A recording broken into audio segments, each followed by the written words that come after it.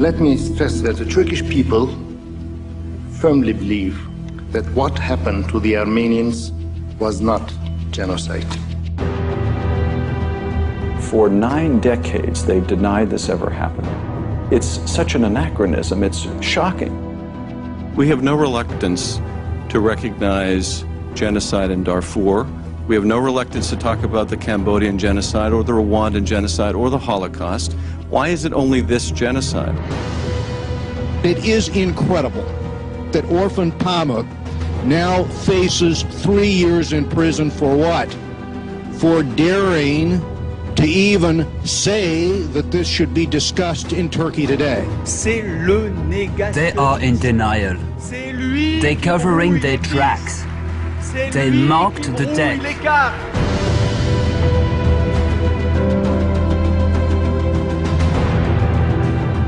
It's the last major taboo in Turkish politics. The authorities are afraid their own people will find out what happened.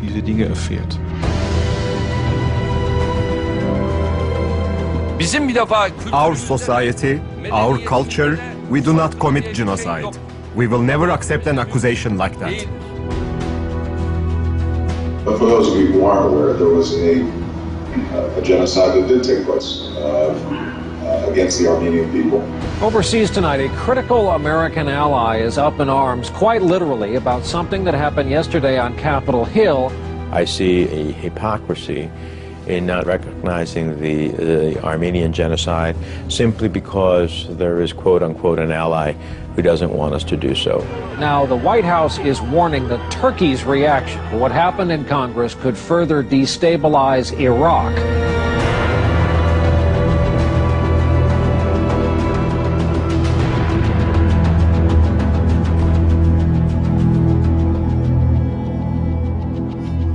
Journalist Hrant Dink, one of the most prominent voices of Turkey's Armenian community, was killed by a gunman at the entrance to his newspaper's offices.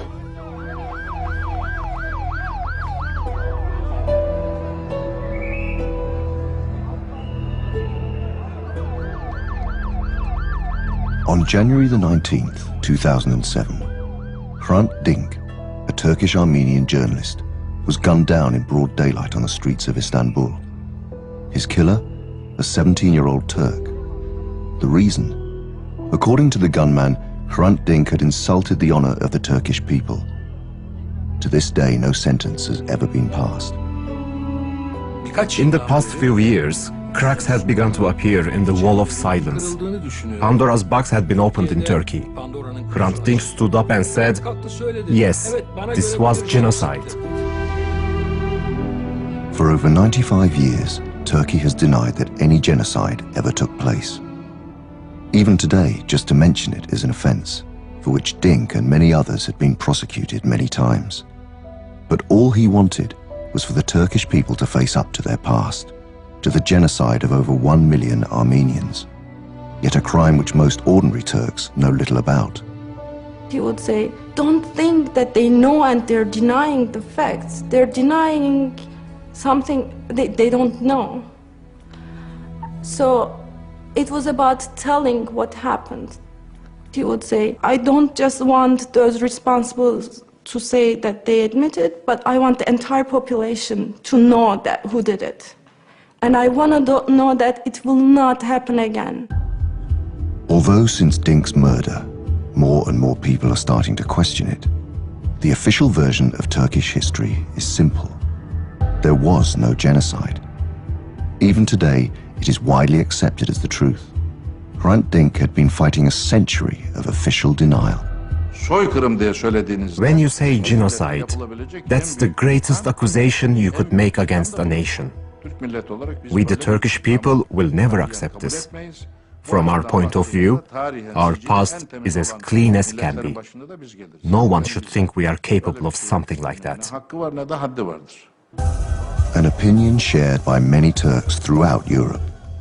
Although in recent years, many European parliaments, such as France, Switzerland and Sweden, have acknowledged the genocide against Armenians, many Turks feel personally insulted by this. As in Germany, they demonstrate against any attempt to recognize the atrocities for what they were, declaring the subject taboo. But the voices of those who demand Turkey face up to its past can no longer be ignored. This process is certainly going to affect Turkey. Turkey will have to radically change its version of history. I want them to know. I want this to be discussed on every Turkish TV channel, in every newspaper, everywhere. Then Turkey will eventually have to admit, yes, it was genocide after all. We acknowledge that fact. But for now, the Turkish government is unyielding. A key trading partner and the country that provides a bridge to the Middle East, it is too strategically important to risk upsetting. And forcing them to acknowledge an event that happened a century ago is not a priority for the leaders of Western nations. Turkey is a key NATO ally. Although when the situation is about an alliance as important as NATO, which we claim is an alliance based on shared values, then we cannot keep silent about the truth. Too little is being done. Too little is being said plainly. People keep quiet about what they know to be true, because basically there is no one in Western Europe who doesn't know that it was a genocide. As Turkey has come under pressure to recognize the genocide, its leaders have used their country's strategic importance to deflect all discussions, threatening to break off diplomatic relations and to cancel arms contracts. Each time the West caves in, and meantime all the Armenian victims and their descendants can do is wait in vain for official acknowledgement of the truth. You tell your story, and you're told, not only by the Turkish government or by Turkish citizens, but also by the American government and other Western governments, that what you lived through didn't really happen quite that way. Imagine what that would feel like. You survive and you live with those memories. You tell your truth, a truth you were told you would never get to tell, and then you are told that your truth is inadequate or is subjective or is, overly emotional and is inaccurate. I think it's devastating.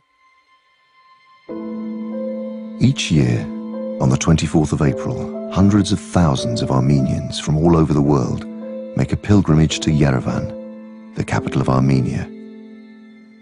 Here they mourn the victims at a monument standing not far from the country where their ancestors were citizens and the mass murder took place, Turkey. For it was there on the 24th of April 1915 that the annihilation of their people began. Armenians, the world's oldest Christians, call this genocide AGHET, literally the catastrophe. It is time for people to finally accept the truth, and they have to stand up and do something about it to make sure that Turkey accepts it too.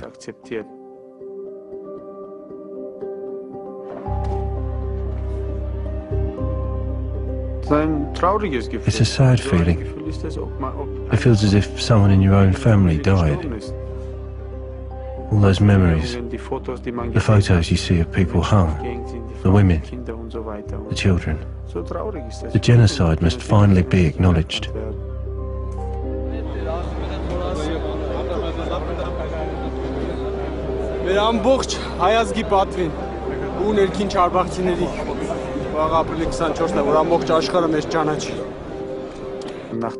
After the fight, I said, I dedicate this fight to those who died that day.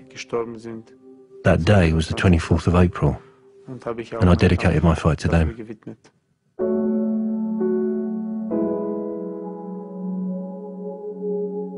For the 3 million Armenians in the tiny Republic of Armenia, along with the 5 million scattered all over the world, the grief on this day is mixed with pain and anger. They cannot understand why even today Turkey will not acknowledge what happened back then. They feel betrayed and abandoned by a world that still accepts the Turkish version of history. People talk about slaughtered Christians, slaughtered Armenians. On what basis are they making these ugly claims? To accuse Turkey without proof that such a massacre took place in 1915 To make such ugly claims against Turkey is absolutely unacceptable. No matter how often it is claimed, we will never accept it, because it never happened. But let them come and present their evidence. Then we will deal with our history if necessary.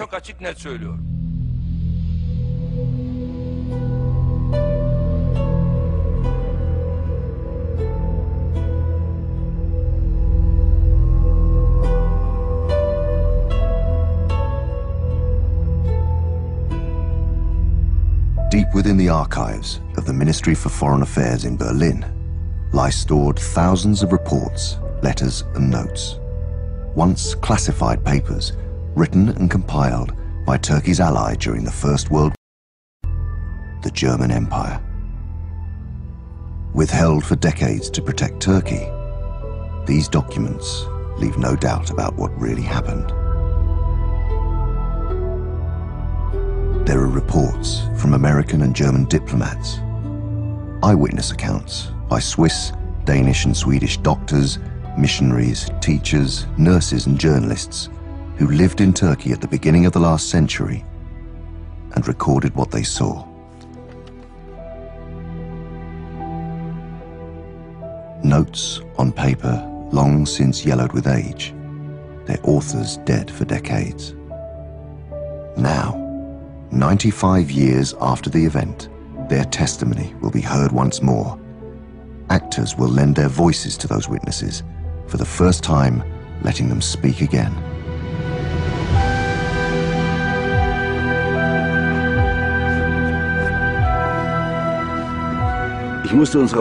I had the honor to report to the embassy about one of the most severest measures ever taken by any government, and one of the greatest tragedies in all history.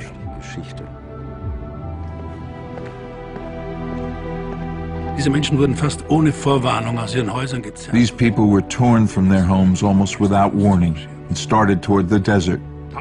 Thousands of children and women as well as men died on these forced journeys, not only from hunger and exposure, but also from the inhuman cruelty of their guards.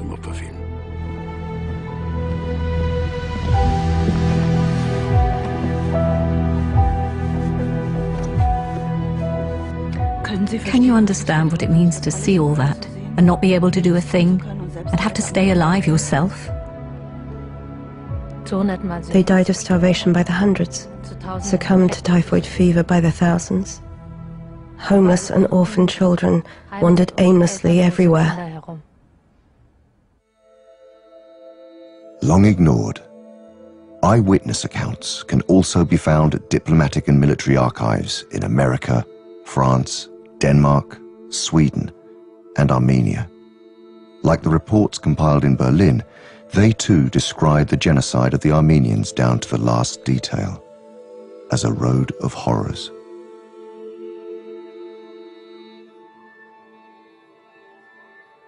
These records document the chronology of a crime so great that it is almost beyond human comprehension.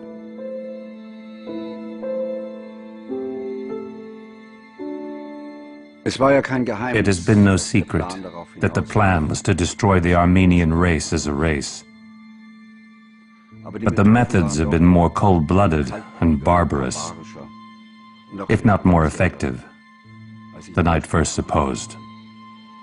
There were dead bodies in all directions, and on every road.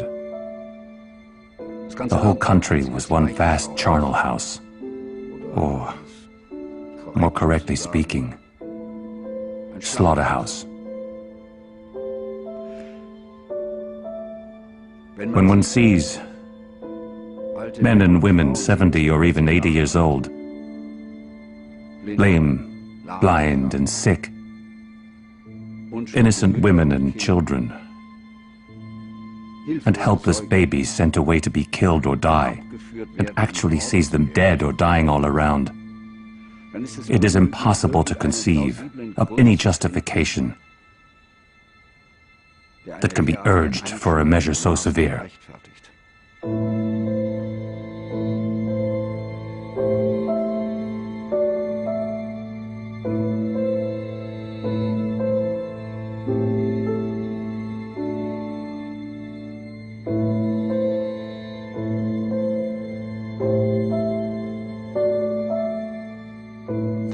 You cannot accuse the Turkish people as a whole of killing off the Armenians.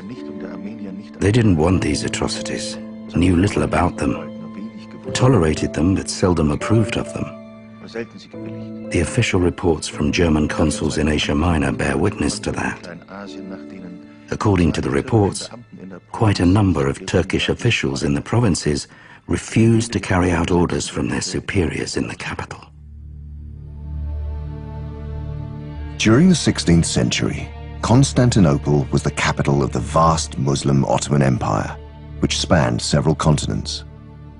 The world's oldest Christians, the Armenian people, had, over time, been split between three great empires: Persia, Russia, and the Ottoman Empire, where Armenians lived in 6 provinces in East Anatolia.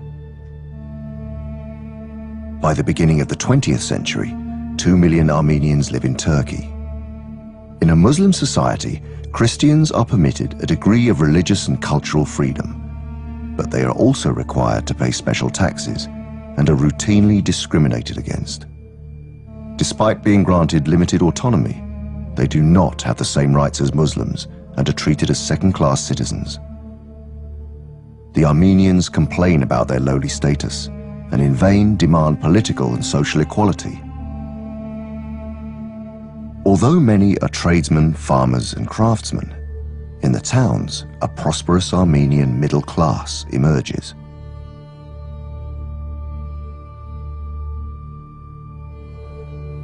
Some of these people were from wealthy and refined circles.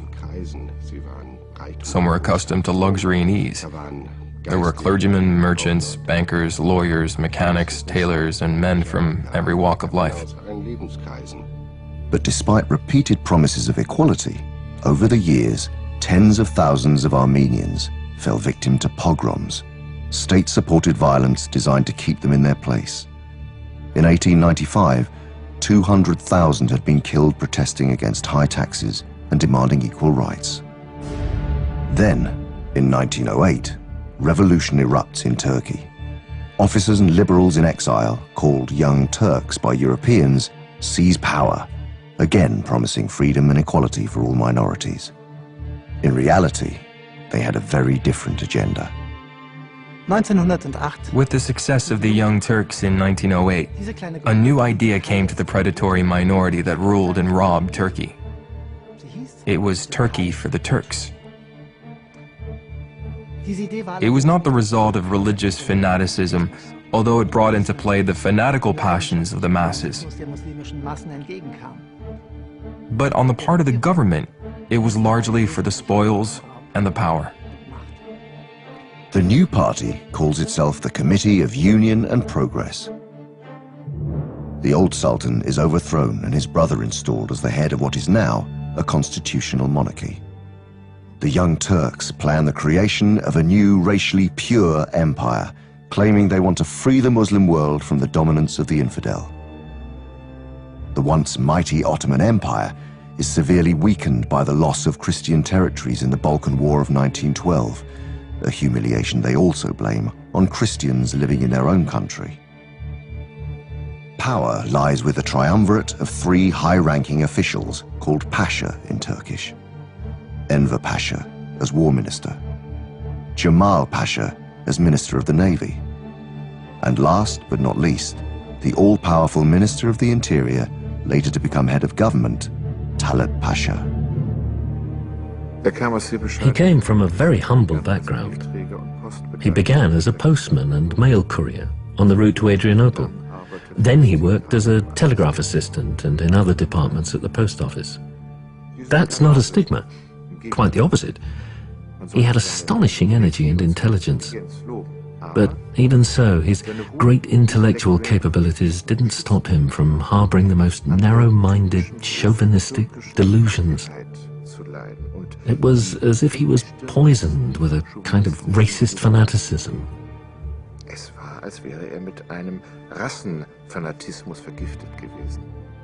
My impression then and now, Talat Pasha was the absolute dictator of Turkey. I had 2 interviews with him. Talat Pasha looked strong and powerful.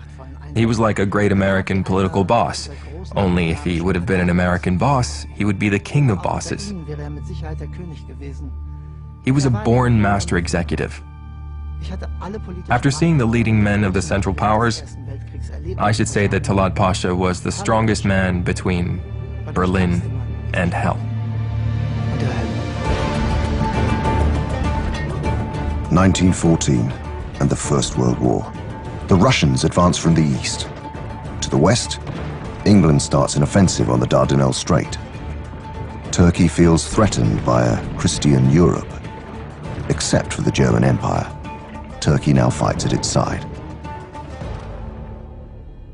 The German, the Turk, and the devil made a triple alliance. At a state reception in Constantinople, the German Kaiser greets Turkish officials. To his right stands War Minister Enver Pasha. In the race for influence in the Middle East, Germany seeks an alliance with the Ottoman Empire. They offer to modernize the Turkish army and help restore the country to its former glory. The fate of Armenians is not an issue for the Germans. Economic and military interests do not permit any conflict with their new ally. First of all, Germany's conduct was extremely cowardly. We had the Turkish government in our hands, from a military, a financial, and even a political point of view. If we had only wanted to, we could have insisted on observance of the most basic principles of humanity. Enver Pasha, and to a greater extent Talat Pasha, the Minister of the Interior and actual dictator of Turkey, didn't really have any other choice but to obey the terms Germany set. They would have obeyed any directive from Germany regarding the Armenian issue. The Ottoman government felt that with Germany as its ally, it need have no fear of any future retaliations for its plan of complete extermination, as it was convinced that Germany would win the war and would shield Turkey from the vengeance of the Western powers and of Russia. And so the crime was worked out systematically. In the winter of 1914, the Russian army advances into the Turkish-Armenian districts. Soldiers of Armenian origin fight on both sides. Enver Pasha himself is in command of the counter-offensive in the Caucasus region. But his campaign ends in crushing defeat. 90,000 Turkish soldiers die within a few weeks. The Young Turks government places the blame on a Russian-Armenian conspiracy on fraternization among Christians. It was their only explanation for the fiasco and an opportunity to denounce all Armenians as enemies. There is no doubt that they used the war for this, because the hostile great powers no longer had any influence on Turkish soil. And in any case, apart from America, they were fully occupied with the war. So there was no time, no one found the time, to concern themselves with the Armenian issue. The Young Turks spread rumors that their Armenian soldiers had defected to the Russian side. A fabrication built on treason, with tragic consequences. Thousands of Armenian soldiers are arrested, tortured, and killed as a direct result. Only by using tricks such as that were they able to carry out their systematic extermination of the Armenian people. The Turkish government skillfully manipulated public opinion worldwide and then discovered... No, they arranged local conspiracies. The governor of the city of Van, a brother-in-law of Enver Pasha, prepared an attack on the town's Armenian district. The Armenians barricaded themselves in their neighborhoods to protect their families against the impending massacre.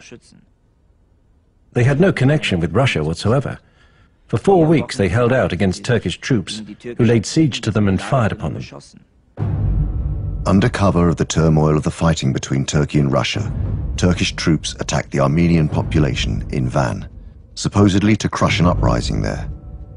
The Armenians put up a bitter resistance. Many thousands die. The fighting only stops when Russian troops force the Turks to retreat.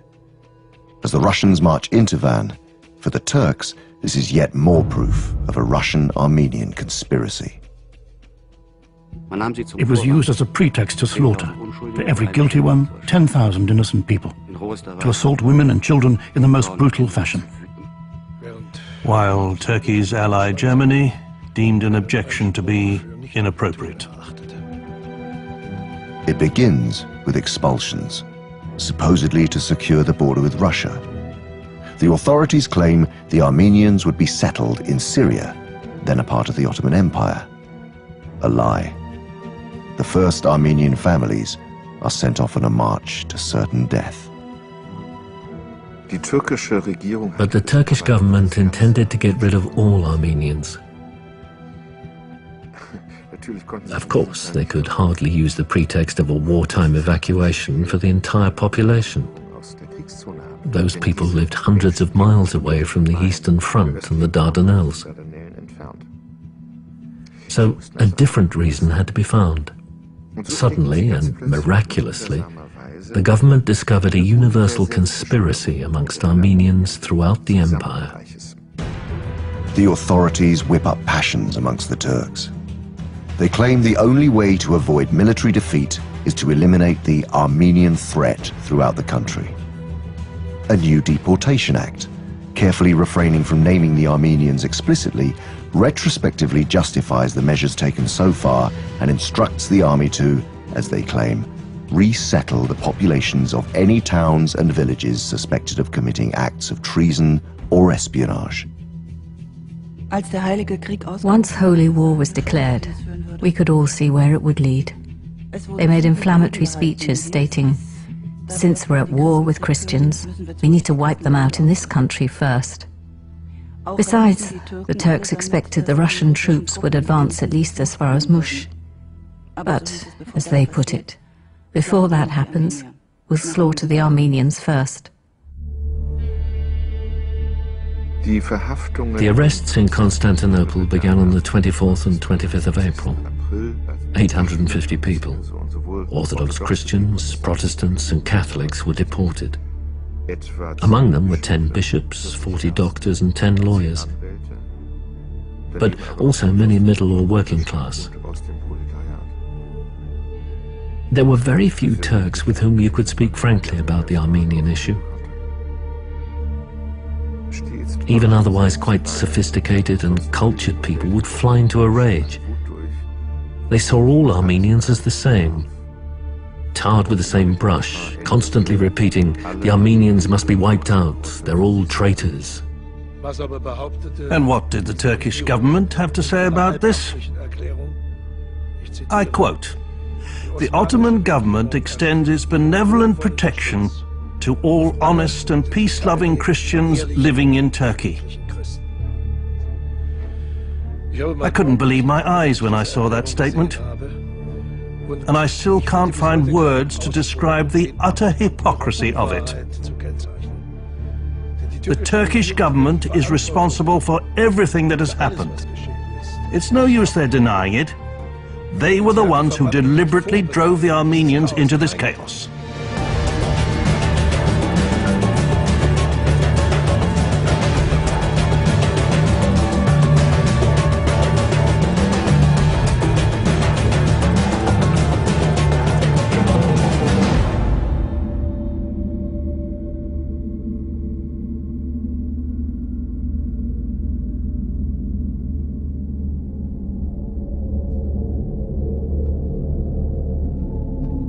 The police fell upon them just as the eruption of Vesuvius fell upon Pompeii.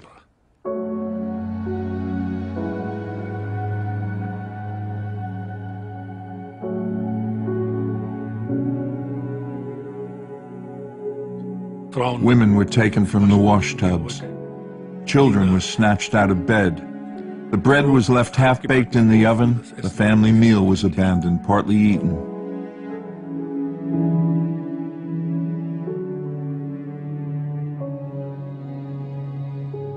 Children were taken from the schoolroom, leaving their books open at the daily task. And the men were forced to abandon their plows in the fields and their cattle on the mountainside. These people were torn from their homes, almost without warning.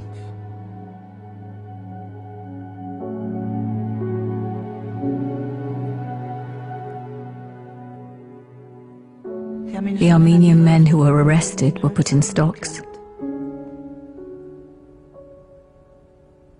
Their feet were shod with nails like horses.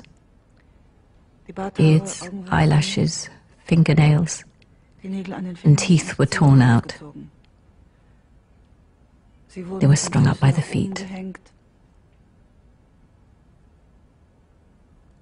And similar things. Of course, many of them died, but missionaries were able to treat some, which is how we got to see these injuries.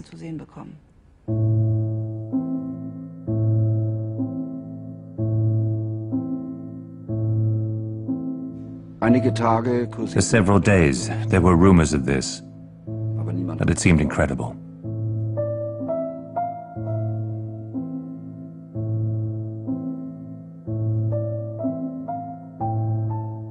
On Saturday, June 28, 1915, it was publicly announced that all Armenians were to leave after 5 days.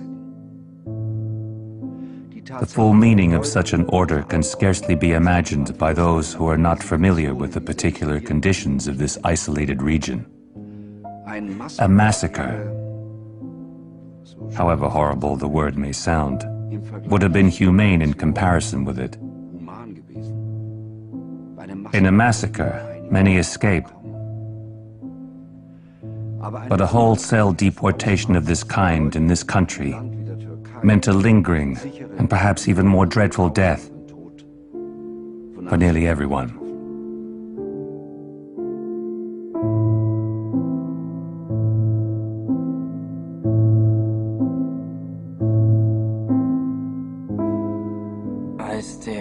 When the town crier announced the deportation of the Armenians, Turkish police came and ordered men on this side, women on the other. They herded us like sheep. They drove us out of our houses and off our land. Many Muslims, Turks and Arabs, shook their heads in disapproval, unable to hide their tears. They couldn't believe that their own government could have ordered these atrocities.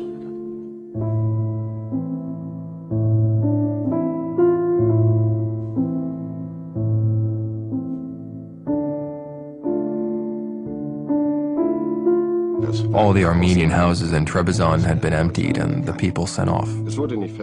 There was no inquiry as to who were guilty or innocent of any movement against the government. If a person was an Armenian, that was sufficient reason for being treated as a criminal and deported. On the 24th of May 1915, England, France and Russia declare the events in the Ottoman Empire a crime against humanity. The first time this term had ever been used. At this point, America is still neutral and therefore not at war with Turkey. Their ambassador meets with Talat Pasha to protest against his government's brutal actions. After the exchanging of compliments, we settled down to the business in hand. I've asked you to come today, began Talat Pasha, so that I can explain our position on the whole Armenian subject. We base our objections to the Armenians on 3 distinct grounds. In the first place, they have enriched themselves at the expense of the Turks. In the second place, they are determined to domineer over us and to establish a separate state. In the third place, they have openly encouraged our enemies. They have assisted the Russians in the Caucasus, and our failure there is largely explained by their actions. We have therefore come to the irrevocable decision that we shall make them powerless before this war is ended.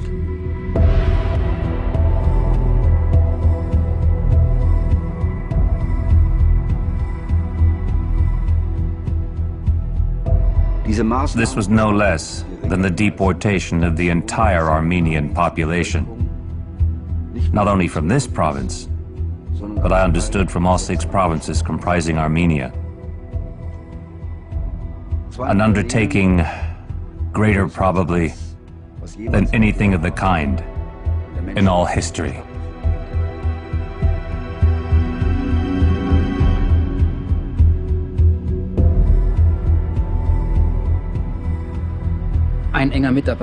With a map of Anatolia in his hand, one of Talat Pasha's closest aides confirmed to me the Turkish government had decided to step up the deportation of the Armenians even further. Now Armenians in the provinces of Yannik, Trabzon, Sivas and Mamuret-ul Aziz would also be deported to Mesopotamia. This could no longer be justified on any military grounds. As Talat Pasha himself confirmed to me, its purpose was to wipe out the Armenians.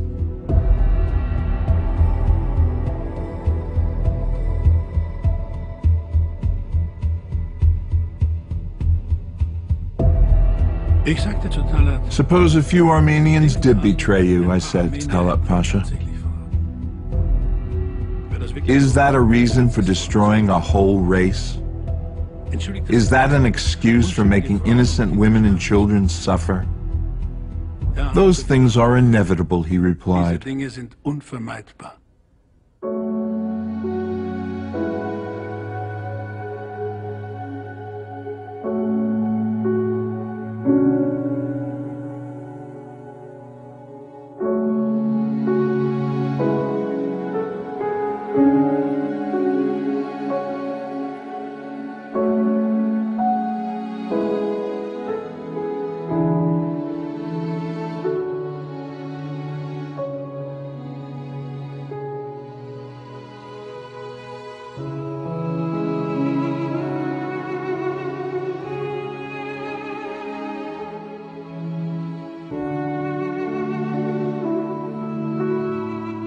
The weeping and wailing of the women and children was most heartrending.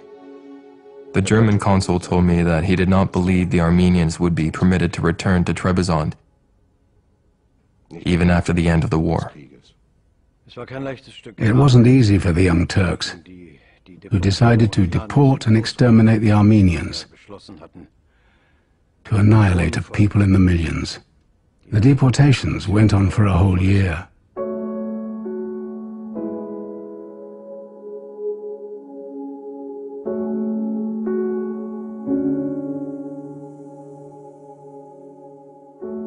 It is impossible for me to give any adequate idea of the panic in this locality that has resulted from the announcement of this order of expulsion. Everyone who was obliged to leave was trying to get together a little money to take on the journey. The Turks, of course, were taking advantage of this situation to get things at practically nothing. Robbery and looting were never undertaken in a more wholesale manner.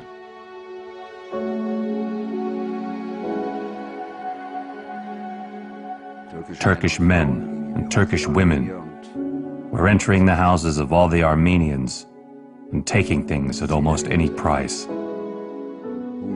The scene reminded me of vultures swooping down on their prey.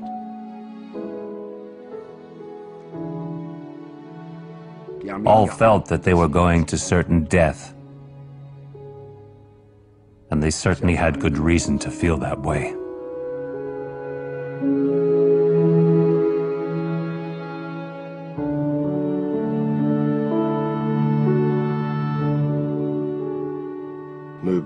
The furniture, bedding, and everything of value was being stored in large buildings about the city. There was no attempt at classification, and the idea of keeping the property in bales under the protection of the government to be returned to the owners on their return was simply ridiculous. The goods were piled in without any attempt at labeling or systematic storage. As a matter of fact, the Turks never had the slightest idea of settling the Armenians in this new country. They knew that the great majority would never reach their destination, and that those who did would die of thirst and starvation. The real purpose of the deportation was robbery and destruction.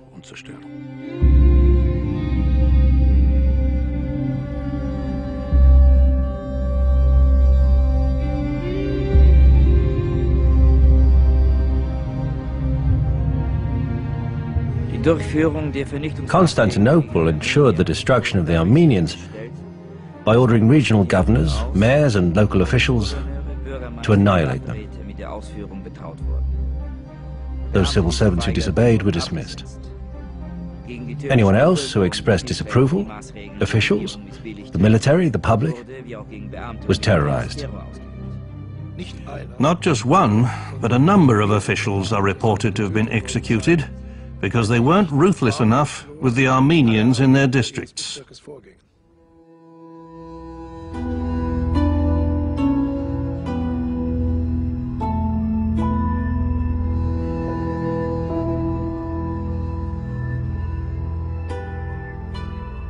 We asked permission for 2 or 3 of the missionaries to go with them. This was refused.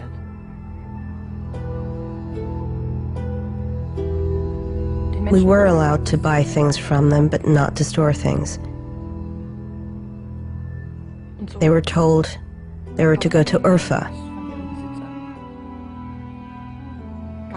Then we began to buy their things and give money to the poor, making knapsacks and filling them with bread and handing them out. At first we wept till it seemed that for the rest of our lives we could never do anything again but weep. Then the true horror of it began to weigh down on us, and then we found it impossible to weep.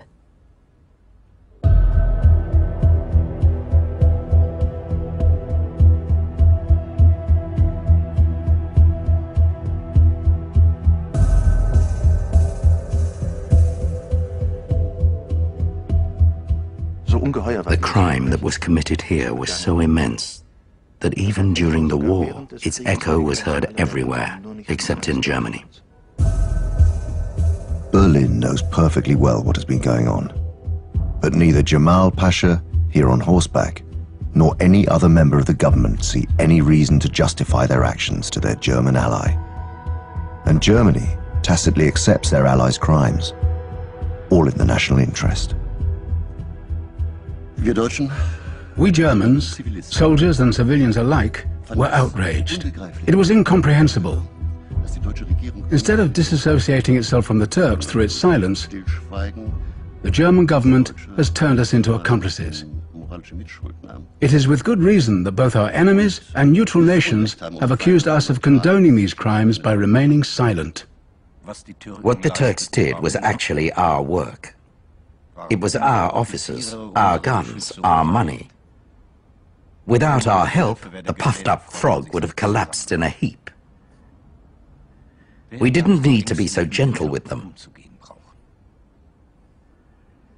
To succeed in the Armenian issue, all we had to do was to instill in the Turkish government a fear of the consequences. Our admonishments achieved nothing. It just annoyed them.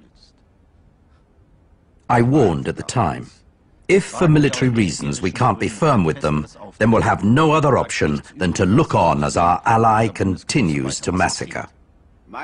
In my opinion, reprimanding an ally in public during an ongoing war, as proposed by Ambassador Metternich, would have been absolutely unprecedented.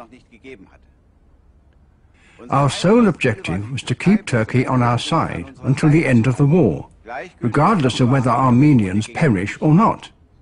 It was clear to me that we would need the Turks if the war carried on much longer. I didn't understand how Metternich could even make such a suggestion.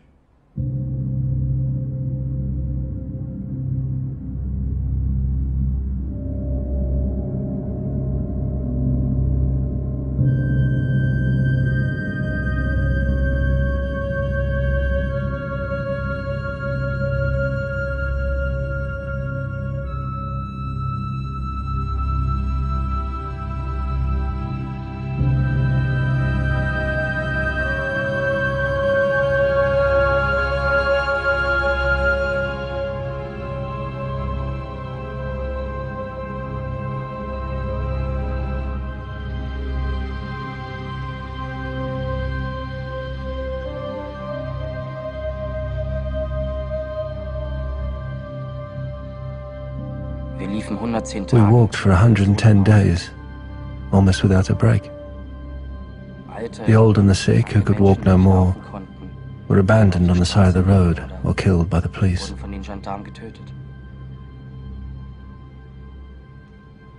They drove us onwards. We were hungry. They didn't even let us have anything to drink.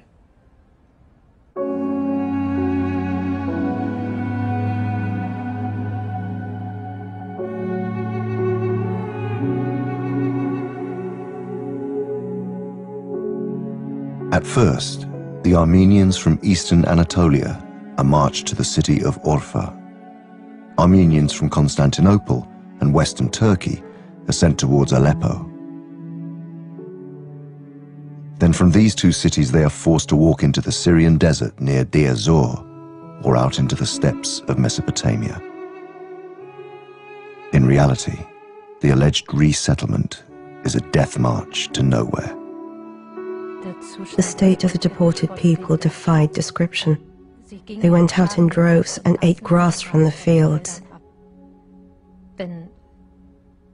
If they came across a dead camel or some other beast, they fell upon it and fought over it as if it were a treasure. The Turkish government deliberately set about the destruction of as much of the Armenian population as possible, using methods borrowed from antiquity. Such methods, however, did not become a government that wished to be allied with Germany.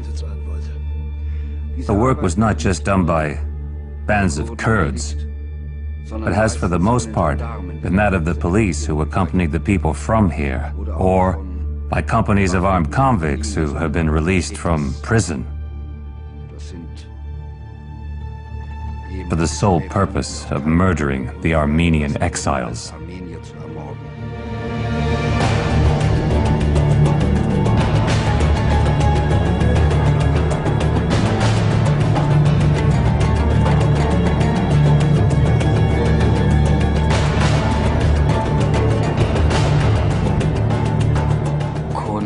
Kurds and bandits attacked us, robbed everything we had, and kidnapped girls and young women.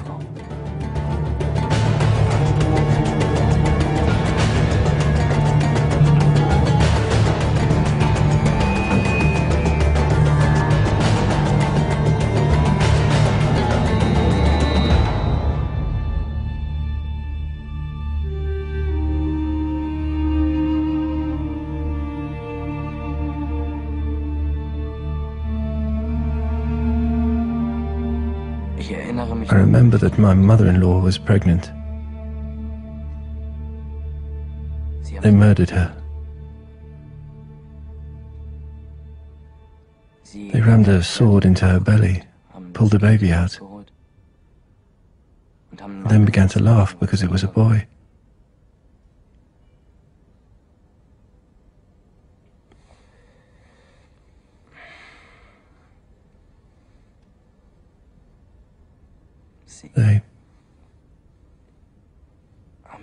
They threw him down on the ground. I'll never get those images out of my head. The route leads the deportees across steppes and mountains, alongside the banks of the river Euphrates. Few German soldiers venture to rescue Armenians from their inevitable fate. Faced with their allies' absurd explanations, they're powerless to act. When the Turks killed the men on the marches, they used the excuse that they had to protect themselves against rebellions. When women and children were raped and kidnapped, then the Turks used the excuse that they didn't have a grip on the Kurds and the police. When they let the deportees starve, then they used the excuse that the difficulties in supplying food on the march were so great that they were unable to overcome them.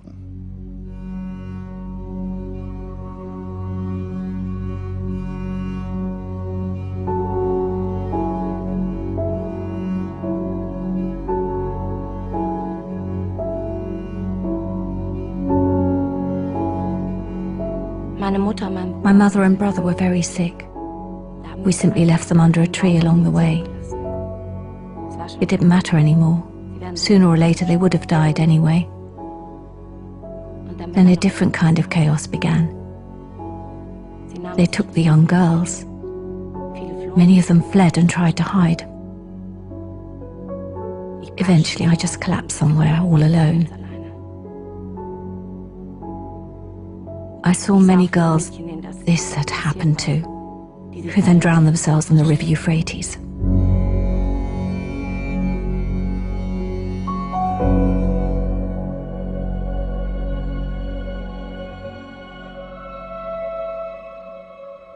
I didn't do that.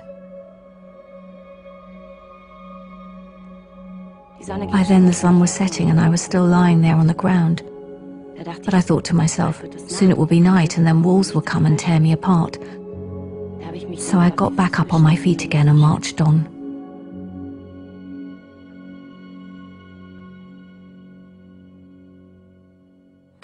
Out there the men were killed, the girls carried away, and the women robbed and left. We didn't know what was still to come.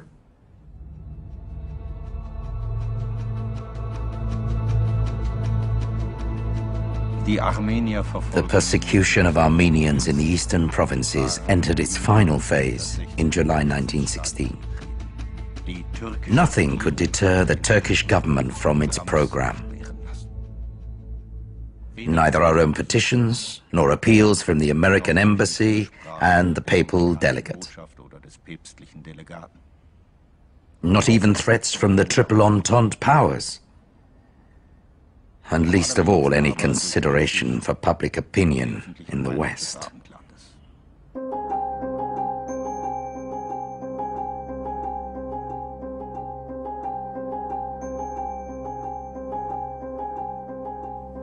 There are cattle cars on the Baghdad Railway for transporting goats and sheep. They are split into two decks, so that animals can be loaded top and bottom. The deportees were loaded into these cars, like animals. It was impossible to stand up. They could only kind of crouch, and hardly even that because the cars were so overloaded. Men, women, children, the healthy and the sick were bundled in together and transported for days. The railway from Constantinople to Baghdad had been built under German planning and supervision. For around 100,000 Armenians from the western Anatolian region near Bursa and Izmit, the Baghdad Railway becomes a journey to certain death. They have to pay for their tickets. Every day, thousands were transported by train. The sick and dying were loaded on with the rest. When they died, they were simply offloaded at the next station. Bodies were even found thrown down the railway embankments between the stations. Even more horrifying accounts were given by railway engineers after they returned home. Near Tel Abyad and Rasulain, they found piles of defiled, naked women's bodies lying on the railway embankment. Many had clubs forced into their anuses.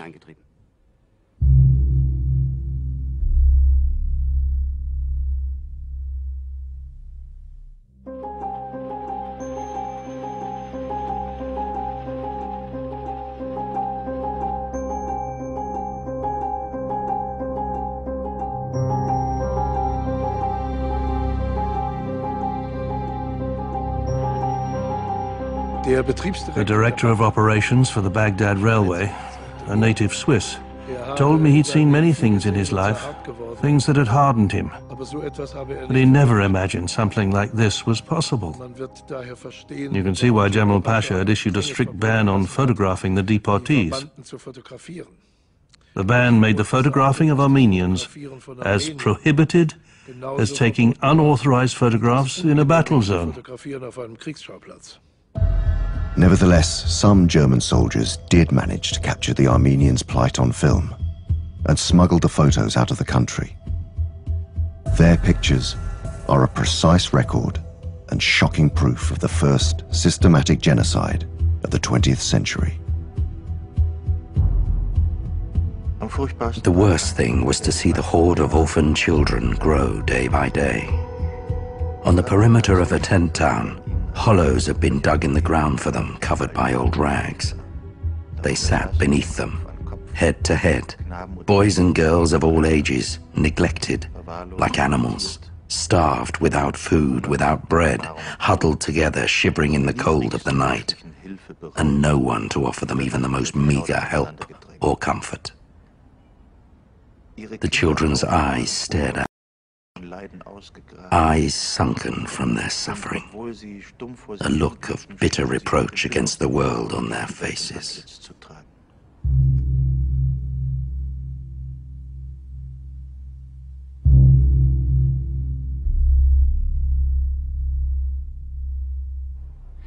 The German consul from Mosul, Mr. Holstein, reported that on some segments of the route from Mosul to Aleppo, he had seen so many chopped-off children's hands that one could have paved the road with them.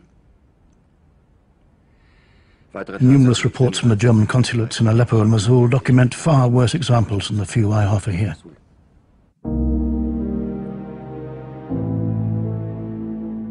The last refuge for the Armenians are the children's homes, hospitals and orphanages run by Western missionaries.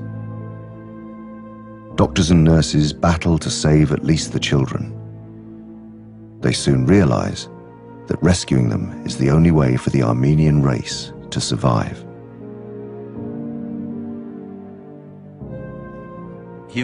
At this point, mention must be made of the actions taken by the Turkish government against the orphanages, hospitals and schools, maintained by German and American associations for the benefit of the Armenian people. Every day, the authorities threatened the few institutions that had not yet been closed down with the deportation of their Armenian staff, school children and orphans, as well as other measures. The Turkish government's intentions were revealed by their systematic blocking of any form of relief aid offered by missions, nuns and Europeans living in the country. An offer made by the American government to take deportees to the USA aboard American ships at America's expense was flatly rejected.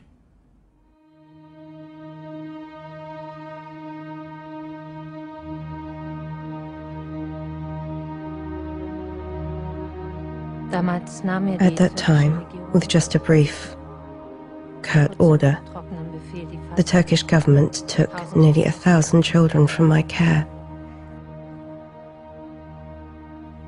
The last I saw of them was when they were carried off by that special train.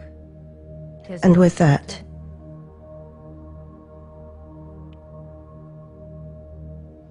a veil of darkness was drawn over them and me.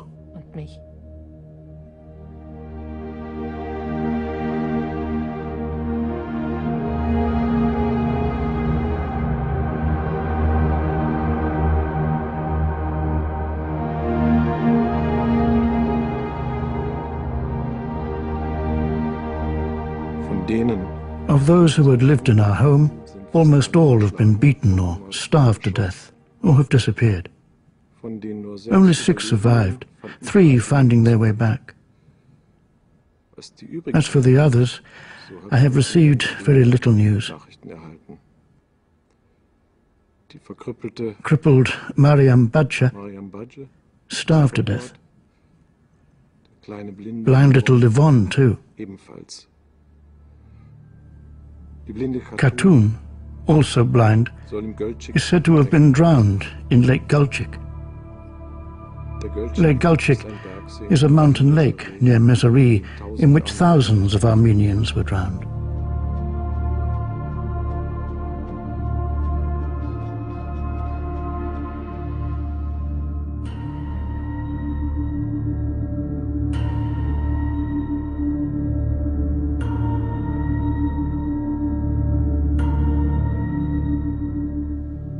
I spoke forcefully to both Enver Pasha and Jamal Pasha about the Armenian atrocity.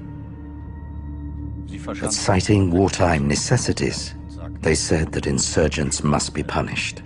ignoring the fact that hundreds of thousands of women, children, and old people were being killed. The Turkish government did damage both to us as their ally and to themselves. The only route they had for a campaign against Egypt was blocked by tens of thousands of deportees and contaminated with disease. Yet at any moment, they could have needed the road for troop movements. In the midst of the First World War, strategic military considerations vital to the war effort are ignored by the Turkish government again and again. The deportation is its top priority. Thousands are killed along the way. Those who survive the journey eventually reach the town of Urfa, where they are herded together in a camp. There, they await their fate. For hundreds of thousands, Urfa had become the transit point on their way to the steppes of Mesopotamia. Conditions aboard the trains grew sadder and ever more wretched. There were no more men among the deportees. The trains contained only women and children between the ages of 4 and 12. They had numbered thousands when they set off together, but only small groups made it to Urfa.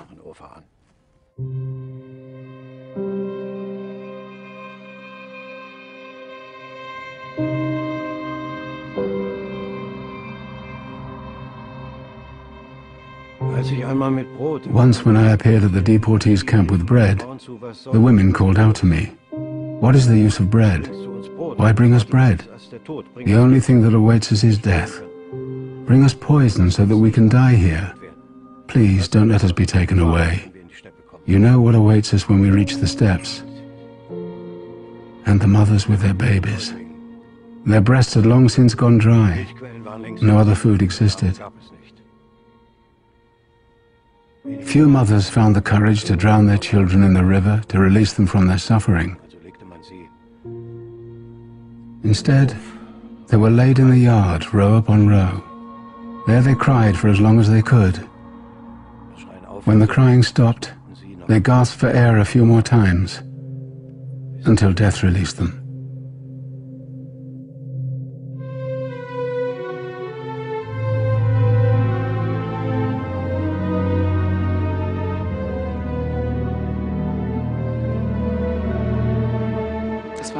It was an avenue of death that stretched from Urfa's walls, far, far out onto the scorched yellow plains.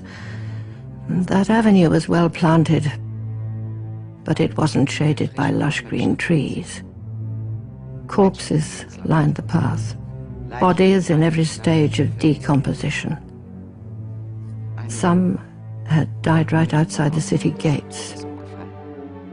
Beaten from their sick beds by blows from truncheons, they managed to drag themselves on for a few hundred meters. Then they collapsed. And no torture in the world could have made them get back up again. They gasped their last breath and were freed from their suffering. It was almost impossible to bear. We came across several groups of Armenian women and children. It was a dreadful sight. The policemen who accompanied them told us frankly what they did to these poor people en route. When we asked, where are they headed, they said, if no one else gets them, or they don't die, we'll just have to kill them ourselves. For those who don't die of hunger or thirst and aren't beaten to death during one of the countless attacks, their journey to death finally ends on the steppes of Mesopotamia or in the Syrian desert near Deir ez-Zor. In Deir ez-Zor, a small town on the Euphrates, a large concentration camp had been set up for Armenians from all over Turkey. When I was there were only around 60,000 people left, mostly walking skeletons. Famine had distorted their features. Their faces looked barely human.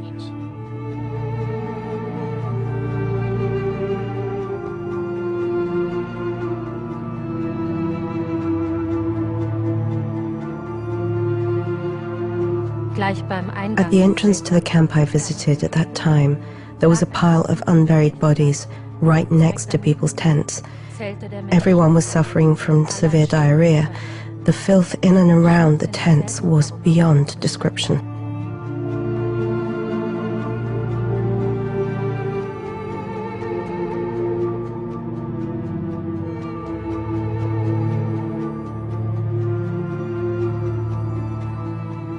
The Turkish burial squads worked from morning till night, but they still couldn't cope with all the work. An elderly policeman said that he'd been here for 25 days. He believed the Armenians had got their just deserts because some had worked against the government. Still, he said it would be better if they were just shot, not slowly tortured to death. He could stand it no more and would surely lose his mind if he had to witness this boundless misery any longer.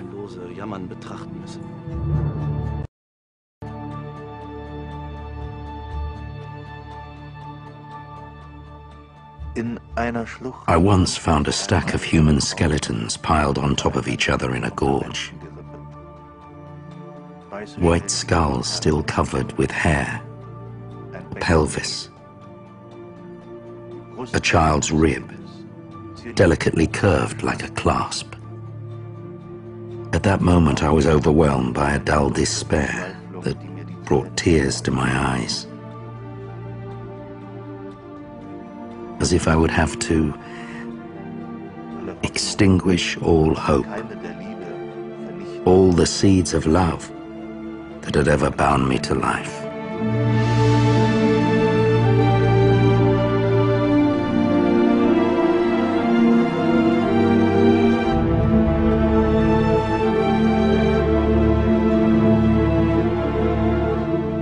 Similar tragedies were reported from all over Turkey. Wherever desert sands border an inhabited region, hundreds of thousands of dead bodies. I'll read from the notes I made back then. 1 o'clock in the afternoon, a young woman lies on the left side of the road, naked except for brown socks. She lies on her stomach, head buried in her crossed arms. 1:30, to my right, an old man with a white beard in a ditch, naked, lying on his back. 2 steps beyond, a boy, naked, on his stomach, left buttock torn away. 2 o'clock, 5 fresh graves. To my right, a man with exposed lower body and bloodied genitals. 3:45 p.m. The bloodied skeleton of about a 10-year-old girl, long blonde hair, next to 22 freshly dug graves. A man, body of a small girl, a woman clutching a baby, lies in the middle of the road, dead, arms and legs spread wide open, 17 freshly dug graves. A vulture circles above the scene.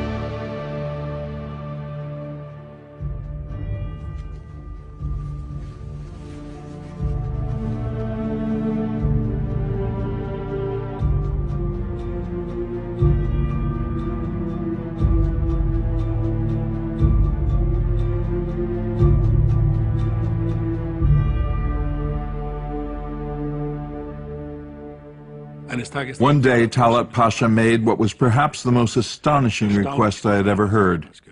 The New York Life Insurance Company and the Equitable Life of New York had for years done considerable business among the Armenians. I wish, Talat Pasha then said, that you would get the American life insurance companies to send us a complete list of their Armenian policyholders. They are practically all dead now and have left no heirs to collect the money. It, of course, all should go to the state. The government is the beneficiary now. Will you do so? This was almost too much, and I lost my temper. You will get no such list from me, I said, and I got up and left him. In 1918, victorious Allied forces marched into Constantinople. Turkey, along with Germany, has lost the war. The Young Turks are removed from power, and the parliament they had suppressed charges those responsible for the genocide. In 1919, Turkish courts sentenced the main perpetrators to death in absentia. Enver Pasha, Jamal Pasha, and head of government Talat Pasha, with Germany's assistance, had been able to escape on a German warship. Talat Pasha flees to Berlin, where under an assumed name, he and his wife lead a secluded but comfortable life. As for the crimes committed by their loyal ally, Germany remains silent.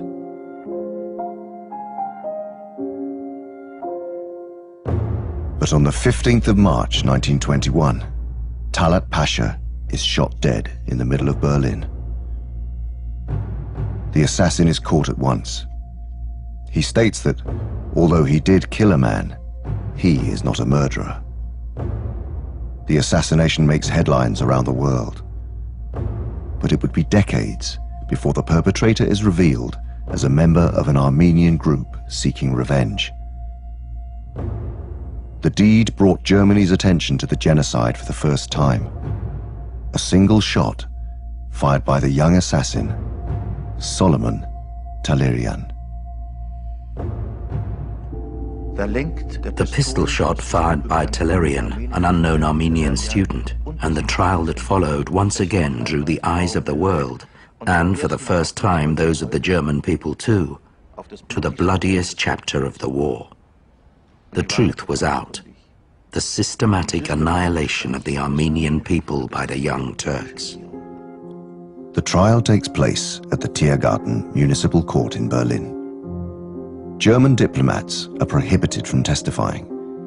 The Ministry of Foreign Affairs doesn't want the trial to focus on the genocide or Germany's role in the atrocities. After just 3 days, Talerian is acquitted.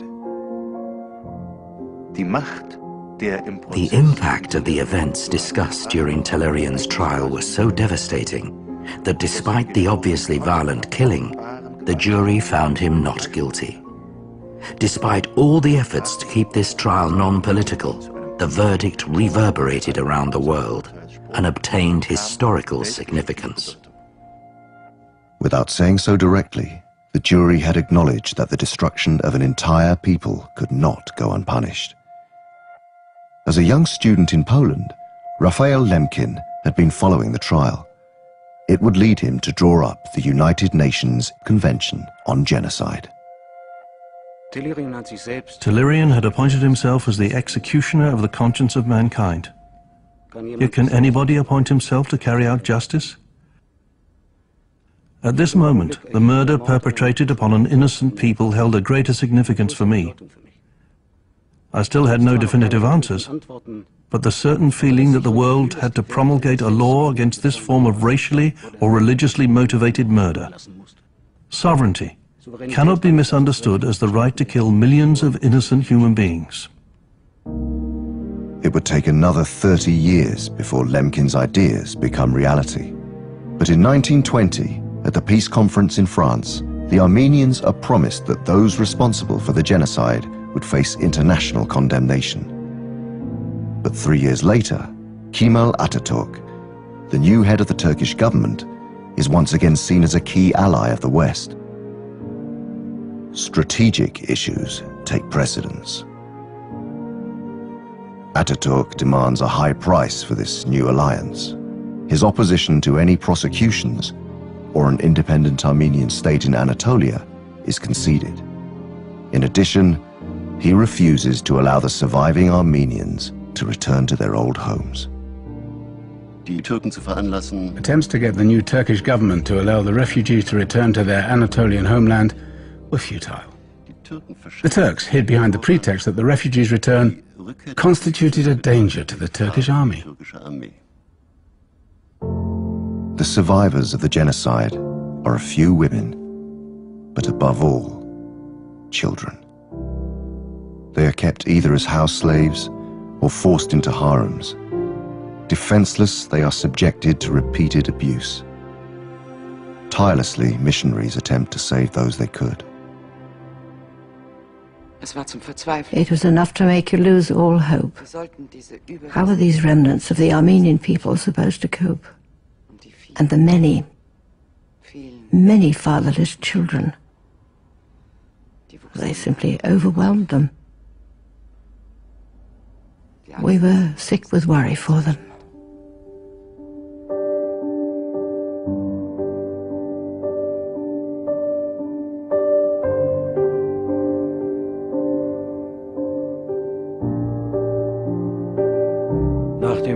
After the war, my wife and I were able to bring 8,000 children to Lebanon. From Harput, 5,000 children had to be shipped out, so each group had to be as large as possible. During the 3 months of the transports, I twice managed to send around 700 children on their way at a time.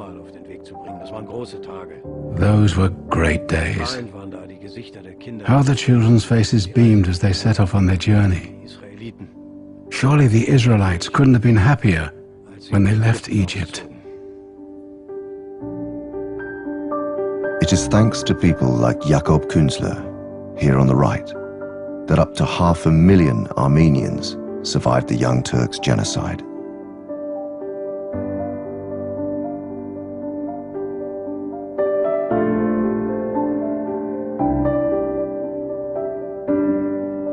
The survivors, all now over 100 years old, find new homes in places such as Lebanon, France, and the USA, or the Caucasus, where a new, tiny Armenian republic is founded. In Turkey itself, only about 60,000 Armenians remain, and of those, only a few acknowledge their origins.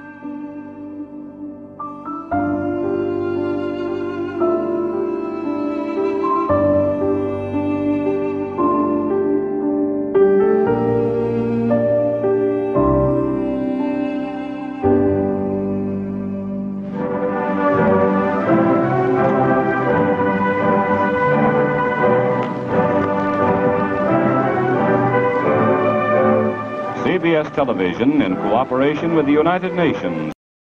Combining the Greek word genos meaning race or group, with the root of the Latin sidere meaning to kill. Dr. Raphael Lemkin, who is a professor of law at Yale University and specializing in teaching matters about the United Nations. Dr. Lemkin is the man who created the word genocide. Dr. Lemkin, could you give us a little background on how you came to be interested in this genocide? Dann, wie dieser Kampf bei Ihnen begann. To be interested in this genocide fight originally. I became interested in genocide because it happened so many times. It happened to the Armenians Und auf der Friedenskonferenz in Frankreich wurde ihnen auch noch übel mitgespielt, da die Verbrecher, die den Völkermord begangen haben, letztendlich nicht bestraft wurden. 1943 wird der Leichnam von Talat Pascha von den Nationalsozialisten in einem pompösen Staatsakt von Berlin in die Türkei überführt. Für die Nazis ist der für die Täter folgenlos gebliebene Völkermord an den Armeniern eine historische Tatsache, die sie in ihren eigenen Vernichtungsplänen bestärkt. Vor Oberkommandierenden der Wehrmacht erklärt Adolf Hitler bereits am 22. August 1939, wenige Tage vor dem Überfall auf Polen: Ich habe meine Totenkopfverbände bereitgestellt mit dem Befehl, unbarmherzig Mann, Weib und Kind polnischer Abstammung in den Tod zu schicken. Er fügt hinzu: Wer redet heute noch von der Vernichtung der Armenier? Hitlers zynische Frage macht deutlich, es war tatsächlich möglich, ein gigantisches Verbrechen zu organisieren, ohne dafür international zur Verantwortung gezogen zu werden.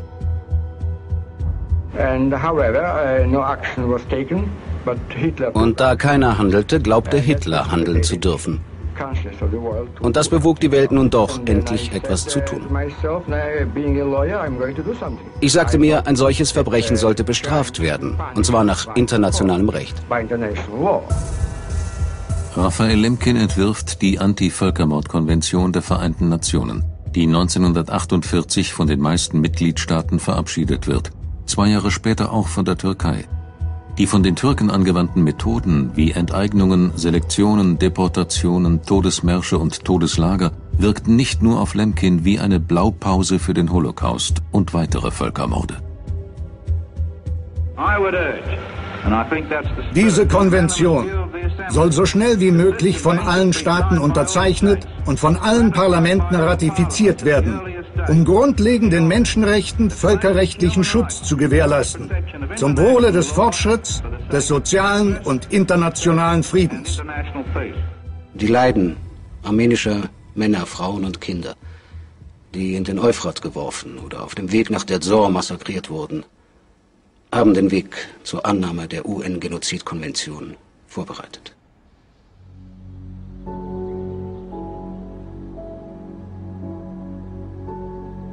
Der Mord am armenischen Volk wurde von den Vereinten Nationen als Völkermord geächtet. Und obwohl die Täter nach dem Ersten Weltkrieg selbst von türkischen Gerichten in Abwesenheit zum Tode verurteilt wurden, werden sie bis heute in der Türkei verehrt. So stehen mitten in Istanbul zwei monumentale Ehrenmale für Enver Pascha und Talat Pascha, so als seien ihre Verbrechen niemals geschehen. Das alles liegt in der Vergangenheit. Wir sollten jetzt in die Zukunft schauen. Wenn man in die Vergangenheit zurückkehrt, kann man nicht vorwärts schreiten. Das sage ich im Rahmen meiner Meinungsfreiheit.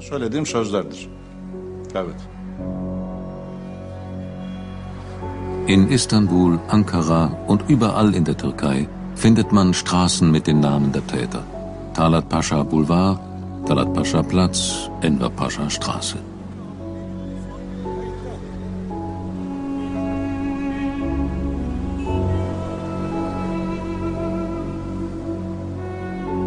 Auch scheint nichts Anstößiges daran zu sein, eine Grundschule nach einem Verantwortlichen für den Völkermord zu benennen.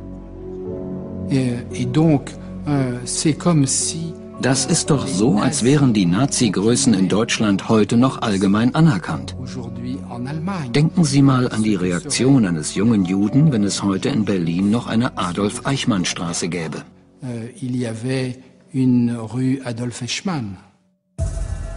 Damals wie heute ist die Türkei ein wichtiger Verbündeter. Damals wie heute hält sich die Staatengemeinschaft bei dem Thema Völkermord bedeckt.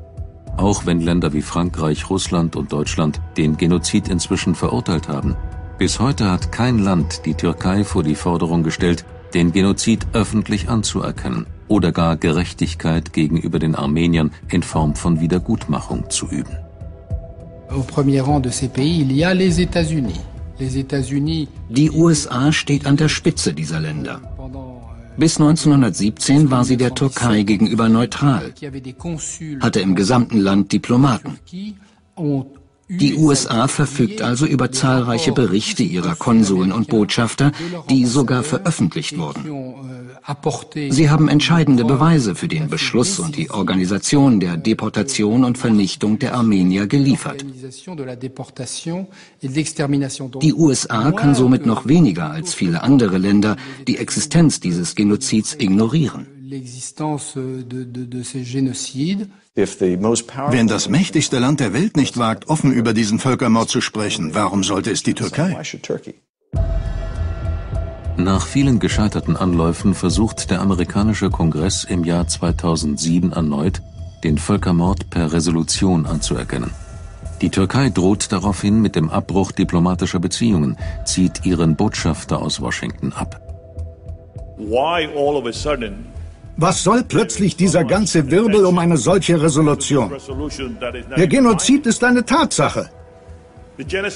Warum ihn nicht anerkennen und nach vorne schauen? Ich fühle mich aber unter Druck gesetzt, so als hinge ein türkisches Schwert über meinem Kopf, wenn ich heute verkehrt abstimme. Auch der heutige Präsident und damalige Senator Barack Obama mischt sich in die Diskussion ein. Für ihn sind die historischen Fakten klar. For those of you who aren't aware, there was a genocide that did take place against the Armenian people. It is one of these situations where we have seen a constant denial on the part of the Turkish government and others that this occurred. It has become a sore spot diplomatically. Dennoch scheitert die Resolution auf Betreiben von Präsident George W. Bush. Seine Außenministerin Condoleezza Rice muss in einer Anhörung Rede und Antwort stehen. Sie und Verteidigungsminister Gates haben den Ausschuss aufgefordert, gegen die Anerkennung des Völkermordes an den Armeniern zu votieren. Nur weil die Türkei ein starker Verbündeter ist? Ist das ein ethischer und moralischer Grund, den Mord an 1,5 Millionen Menschen zu ignorieren? Wir lassen doch auch nicht zu, dass der Holocaust oder die Genozide in Kambodscha und Ruanda nur ein Thema für Historiker sind. Warum überlassen wir allein den Türken die Anerkennung dieses Völkermordes? Als Akademikerin sind mir die Hintergründe klar. Aber als Außenministerin glaube ich, dass es für die Vereinigten Staaten das Beste ist, sich in dieser Sache kein Urteil zu erlauben. Türken und Armenier sollen selbst eine Lösung finden. Und ja, die Türkei ist ein guter Verbündeter. Besonders seit dem Beginn des Irakkrieges sind die USA auf die Türkei und deren Militärbasen angewiesen. Von dort fliegen US-Flugzeuge in den Irak und nach Afghanistan. Die Türkei drohte mit der Schließung des Luftwaffenstützpunktes Incirlik oder damit in den Irak einzumarschieren und die Kurden zu verfolgen, wenn wir die Genozidresolution verhandeln. Unsere Regierungen, sowohl die letzte als auch die gegenwärtige, sind unter diesem Druck eingeknickt und machen uns damit zu Mittätern bei der Leugnung eines Völkermordes.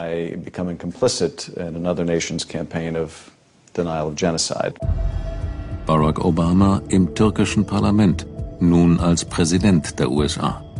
Bei seiner Antrittsrede spricht er den Völkermord an den Armeniern nicht offen an, fordert die Türkei nicht auf, die historischen Tatsachen anzuerkennen. I see a hypocrisy in not recognizing the Armenian genocide. Es ist reine Heuchelei, den Völkermord an den Armeniern deshalb nicht anzuerkennen, nur weil es einem Verbündeten der USA nicht gefällt. Ich bin enttäuscht, dass der Präsident den Völkermord nicht in aller Form anerkannt hat. Denn ich bin davon überzeugt, dass Präsident Obama die Morde und Gräuel als Genozid ansieht.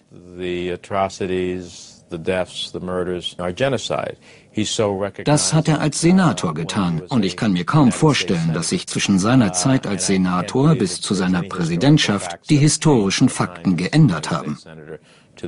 Das Problem für ihn jetzt sind offenbar unsere außenpolitischen Beziehungen mit der Türkei.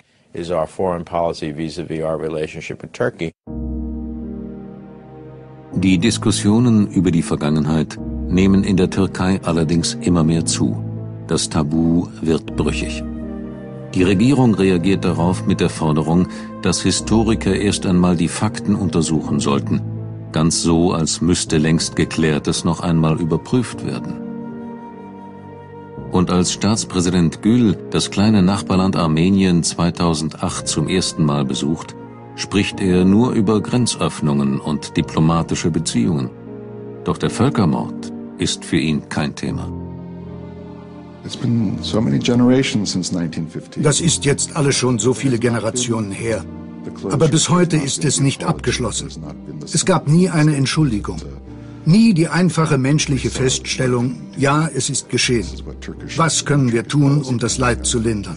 Darüber sollte die türkische Regierung to lobby against genocide resolutions in Berlin or in Washington or elsewhere, but to say to their Armenian constituents and to the Republic of Armenia and to the Armenians of the diaspora who are the result of the genocide, what can we do to right the wrong? What can we do in terms of not only opening a frontier that we unilaterally closed, that's unrelated, that's irrelevant, but what can we do in terms of remembering and restituting and renovating the cultural heritage?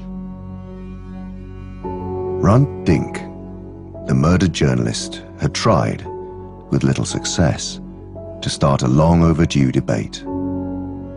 It cost him his life. But his death sparked a wave of protest. 200,000 Turks took to the streets in one of the biggest demonstrations ever seen in Turkey. In solidarity with Hrant Dink, the Armenians, and the longing for truth. Es It was very unusual that in this country, having denied many things in the past, that such a campaign could take place. I believe that Turkey, because of its record, because of its history, should be ready, should be bold enough to say, I'm sorry for what has happened. Nobody could imagine that in Turkey, that many people would go on the streets and would say, we're all Hrant Dink, we're all Armenians. There is this public who are really raising their voice, and well, the state has to hear it at some point, and I think they're hearing it.